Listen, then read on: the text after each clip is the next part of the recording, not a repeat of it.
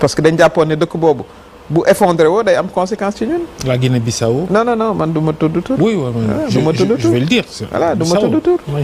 voilà ba ñu commencé ay négociations yenn saa yi ak yenn force voilà ñu war cee voyager war cee voilà et cetera loolu du ay fonds yoo xam ne ci budget bi nga koy def pour des raisons de sécurité évidentes.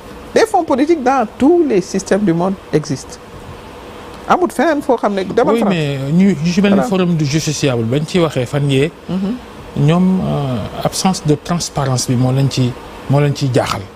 fonds politique yi le président n'a de compte à rendre à personne. lu ko neex mu def ko ci. xam nga ça aussi. ça on peut discuter sur comment améliorer ça. parce que là boo xoolee démocratie yi dañ ci évoluer maintenant dina am fu mu yem est-ce que da ngay defal nit ci suñu aada teraanga ba noppi war koo bind ci kayit. est-ce que loolu méngoo na ak suñu culture am de. c'est ce qu'on dit toujours. non mais c'est la réalité ce qu'on dit c'est la réalité xam nga aussi ñun duñu ay on est des Sénégalais. yow boo defalee nit loo xam ne nit ki jàpp na ne yaay premier kilifa réew mi war nga koo jàppale ci ay soxla yoo xam ne loxoom jotul ginnaaw moom kilifa la est-ce que boo ko defee ba pare da nga ko war a bind ci kayit. man dama jàpp ne bu ñu defee confiance à un président de la République defaale nañ ko confiance ne dina utiliser ces ressources là en bon père de famille man loolu laa jàpp. musuma dégg ci benn ci samay intervention ma ne dañu war a Sonko te daana wax ni fonds politique dafa xaram. waaw mais lu mu ca mujj wax 1 milliard ñaata. 700 000. 700 millions. tubarkalla moo tax wax. di ko wax ak responsabilité dafa am solo te wax ak responsabilité dafa am solo waaw. Aminata Touré xam naa waxtaan wi jeex na daanaka ñu lay gërëm ci ñëw bi nga ñu wuyu si ci faram-fàcce ci. yooyu di la masawu defe naa ne jot nañ la. am na foo jotee yendu ba coono yi ki la wuloon noonu rek. walaay sant yàlla mais c'est pas Stéphane donc. oui bon voilà. mais bon ñaan yàlla. dama lay masawu mais li ma ca bëgg a wax foofu mooy responsabilité aussi ñun ñëpp nañu ko soxal di ñaan yàlla aussi voilà ñu mën a am toujours. ay voilà waxtaan yu mel nii ñu waxtaane voilà du toujours la ñuy d'accord mais man dama jàpp ne aussi presse am na solo ci réew ci démocratie. loolu moom loo cay def pour normaliser les relations entre la presse privée ak Bassirou Diomaye Faye président de la République. mais toog waxtaan rek gisuma ci leneen am ngeen le ministre de la communication defe naa ne ku ouvert la. ci wàllu waxtaan man je crois beaucoup au dialogue les vertus du dialogue dama ko gëm parce que boo xoolee tolof yi dëkk yi ñu war a am te jotuñ ci yegg li ñu ko may defe naa ne waxtaan ci la bokk ñun dañu am dafa nekk ci sunu aada ci sunu deret toog di waxtaan contradiction ñu dépassé ko voilà loolu ba tey jig nañu kon nañuy fexe ba loolu ñu koy continuer suqat di ci yar sunu jeunes yi.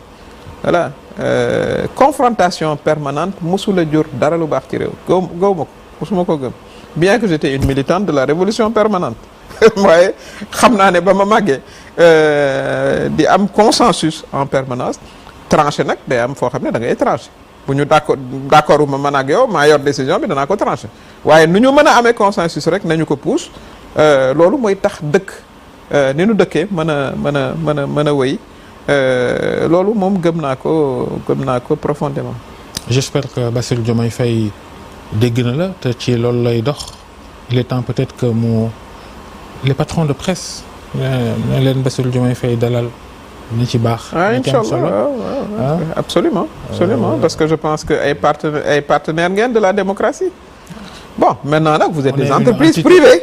entreprise privée ngeen. entreprise privée nag bon voilà. bien sûr. Bien sûr. Voilà, mais toog waxtaan. parce que aussi am ngeen ku ci nekk am ngeen mission. am ngeen une partie de la mission de service public. voilà man loolu dama ko gëm.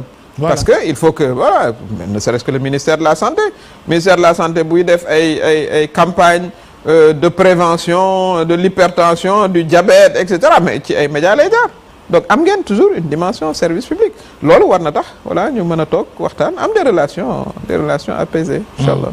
kon yow gëm nga ni média classique yi ñi leen bëgg a faagaagal doon ko jéem c'est peine perdue peut-être est-ce que média classique ci sa gis-gis am na avenir. média classique am na avenir mais dafa nar a évoluer parce que seen modèle économique man économiste la dafa war a évoluer parce que toog di jënd journal pratiquement dans 5 ans dootul amati ku ne sa journal fii nga koy lire waaw loolu day am conséquence. digitalisation day am conséquence imprimerie da ciy am conséquence sa monteur day am conséquence et cetera et cetera mais loolu dañ ko war a waxtaanee ak état parce que ay sénégalais aussi ngeen di employé. voilà bu fekkee ne dañu nar a perte fii nañu seet liggéey yu bees yoo xam ne war nañ koo jox ces entreprises yooyu état jàppale leen aussi parce que état nag c'est le premier client de l'économie et donc c'est le premier client aussi de la presse. Oui. Par conséquence. Oui. loolu c'est une réalité mais nañ ci waxtaan voilà parce que man gëwuma ne ci ay confrontation la ñuy amee solution def leen effort ñun tamit ñu def effort yéen bu ñu nee def effort nag mooy aussi voilà ci fay lempo gi da ci am solo. bien sûr voilà ak yu ni mel subvention bi ngeen di wax ñu seet nuñ koy defee ba mu équitable woyofale rek waaw bien sûr en tenant compte parce que impôt aussi amul sens trop d'impôt comme on dit tue l'impôt te dañoo bëgg lépp dund mais bu fekkee jiital nañu rek cet esprit de toog waxtaan de trouver de bons compromis voilà ku ne aussi xam ne dafa am looy war a bàyyi ak obligation booy jël bu boobaa def naa dinañu war a mën a am accord ci li ma gis. incha allah. presse di li Ousmane Sonko siiwaloon ba mu nekk premier ministre di programme bi mu jëm ci wàllu koom-koom ak social ak impôts yi ñuy teg askan wi ci lépp lu ñu jënd essence sax boo koy jënd léegi boo jëndee 10 000 francs ñu laaj la 100 francs. Ça moi je dis est-ce que du point de vue marketing politique est-ce que war na nekk sax ci njiitu réew mi war naa loolu est-ce que arrangé na ko c'est des choses qu'il faut revoir peut-être je sais pas. est-ce que presse boobu xam nga man nag lu jàpp nga ni c'est pertinent xam nga man lu ma nekk en opposition ak nit du ma indi élément subjectif c'était nécessaire parce que boo ñëwee aussi fekk bor bu toll ni mu toll nga war a fay ay fonctionnaires mais il faut que nga ut foo jëlee xaalis boo fayee fonctionnaires yi et loolu day faire appel à la solidarité nationale loolu c'est des choses qui se font maintenant question centrale mooy et du Sénégal rek Afrique seen problème ci man en tant qu'économiste xam nga lan la du ñu créer suffisamment de richesse l'impôt mënut a développer réew c'est pas possible da ngay créer la richesse nooy créer la richesse da ngay moderniser l'agriculture moderniser la pêche voilà créer de nouvelles filières dans la technologie et cetera donc loolu mooy tax réew koom-koomam avancé te loolu dafa am solo donc ci wàllu woowu dañ cee war a liggéey doo tax may appeler toujours à l'apaisement na ku nekk seet vraiment voilà sa responsabilité ñu élever wu liggéey ci yooyu parce que liggéey dëgg la laaj tey bu ñuy wax industrialisation mais voilà dafa laaj liggéey xaalis bi bitim réew lay jóge mais boo nekkee di coow matin midi soir mais borom ni ma la ko waxee day jël xaalisam dem bëgg ne investir ko fa wala mu dem Gambie wala mu dem feneen donc c'est important ñu am la quiétude sociale ñu waxtaan aussi ak syndicats yi. mais dette bi Ousmane di tuddee Ousmane Sonko dette bi mu tuddee dette cachée moo ñu indil jafe-jafe en tout cas lu tax investisseurs yi partenaires yi ñëwatuñu dette cachée boobu lañ bëgg mu leer FMI itam bëgg na mais dette cachée Aminata Touré wax dëgg yàlla. non dette moom wax dëgg yàlla. dette cachée est-ce que am na dette cachée est-ce que am na. xam nga bu ñu jouer avec les mots dette moom bor la nga nëbb ko nga feeña nga bor la bor moom atte bor wolof am na lu mu ci wax fay la nu ñu koy fayee loolay waxtaan wi fi ñu toll nii reprofilage ak yu ni mel loolu la ñu techniciens yi ñu ngi ciy waxtaan pour seet ak suñu partenaires yi nu ñuy woyofale bor bi ba duñu gaañ aussi moo tax waxtaan yi gudd.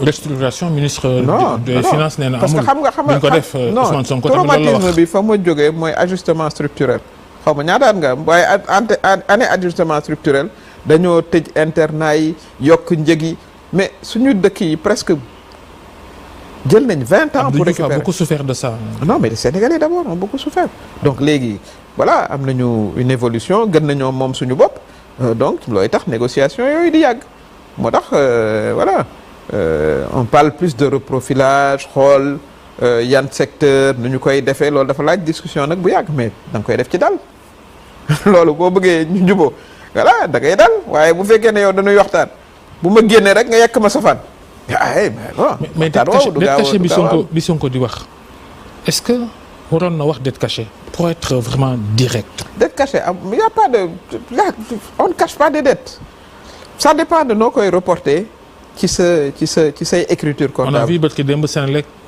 jël na 108 milliards en tout cas 100 milliards et nangam def ko ci bor loolu moom fu ñu koy boole. waaw mais loolu du bor central loolu kay. waaw mais en fait loolu la yow expliqué nga lan la ñuy lan fan la moo caché beeg non caché bi jógee parce que bu dee Senelec entreprise la. buy am benn bilan. voilà di am bénéfice wala di ñàkk am bénéfice mooy bénéfice su Senelec sax on peut en discuter voilà bu jëlee bor ci turam la ko jëlee mais bu ko mënul a fay état Sénégal mooy état Sénégal sax mooy actionnaire principal noonu lay demee donc c'est des écritures et des reportages sur les comptes publics mais c'est des dettes qui existent elles existent bel et bien voilà donc une fois que existé nañ constaté nañ ko léegi nañu seet voilà nu ñuy négocier parce que négociation nag moo war a am ak suñu partenaires yi pour que fayin bi aussi du ñu freiner moo tax bu ñuy wax restructuration bon les gens dañuy xalaat la nga xam ne moo xewoon dans les années 80-90 ça a été une catastrophe pour suñu dëkk yi toog nañ 20 ans di récupérer ci lool bu gaañu lool sax donc loolu moom kenn xalaatu ko mais indépendamment de ça mooy li ma la wax dañu war a développer secteur yi industrialiser ko pour loolu il faut que nga indi voilà de l'argent des investisseurs ñun dañ soxla investisseur nag li koy rassurer mooy dëkk bu dal jàmm justice buy dogal objectivement loolu dafa am solo ak démocratie bu am ku gagné nu ñu gagné ga voilà du ñu foqati du ñu nangam loolu xam nañu ko kon loolu dañ ci war a liggéey voilà te président de la république mi nga xam ne moom moo war a après défendre bilan am voilà loolu da ko soxal du ko ciy jàppale aussi c'est ça n'est-ce pas c'est ça jërëjëf Aminata Touré jërëjëf sëñ Babacar amoon nañ mbégte ci Faram Facce ci TFM merci beaucoup merci ñuyul ñu sëñ Pape Ngagne mi daan toog ci waaw sëñ Pape Ngagne dafa am ngant rek waaye